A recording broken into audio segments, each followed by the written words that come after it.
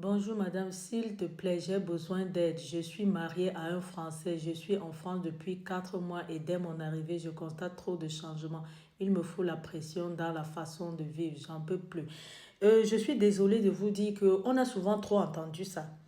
On entend trop souvent ça, c'est beaucoup et il faut qu'on en parle. Donc ceux qui vont venir me dire qu'on ne tient pas compte de ce qu'elle, de sa souffrance et tout, je ne suis pas dans les émotions.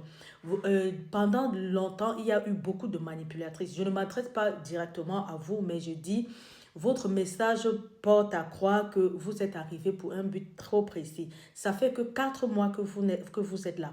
Vous ne mentionnez nulle part que le monsieur vous violente. Vous dites que vous êtes sous pression.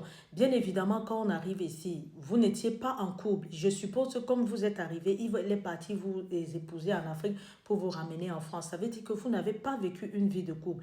Et la vie de couple en France n'est pas facile. Quand vous arrivez, les débuts sont compliqués. Vous n'avez fait que 4 mois. Vous n'avez pas pris le temps de vous connaître. Vous n'avez pas pris le temps de comprendre ce qui se passe. Vous n'avez pris le temps de rien faire. Et vous êtes déjà sur le point de dire, je vais m'en aller, je vais partir, je vais faire ci, je vais faire ça.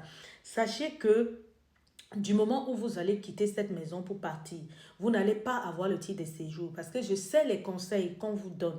Quand vous quittez de l'Afrique, on vous dit, même si vous constatez déjà que le mariage ne va pas donner, vous n'allez pas me dire que c'est ici que vous avez constaté certaines choses. Des fois, même bien avant le mariage, vous constatez que non, ça ne va pas marcher, mais les gens vous disent, non, c'est pas grave, prends le visa. Quand tu vas arriver sur le territoire, tu seras déjà là-bas et tu sauras quoi faire. Aujourd'hui, de nos jours, là, quand tu viens par le mariage, tu dois rester dans ce mariage.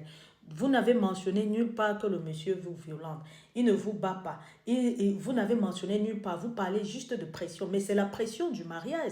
C'est la pression de la vie en couple. C'est la pression du début pour savoir se connaître. Vous n'avez pas pris le temps de le comprendre. On ne peut pas vous donner un conseil seulement sur votre parole. On n'a pas écouté la parole de ce monsieur. Vous nous avez berné plusieurs fois. Les gens comme vous, je ne dis pas particulièrement vous. Excusez-moi si j'ai pris votre commentaire pour faire l'exemple, mais c'est ce qui arrive tout le temps.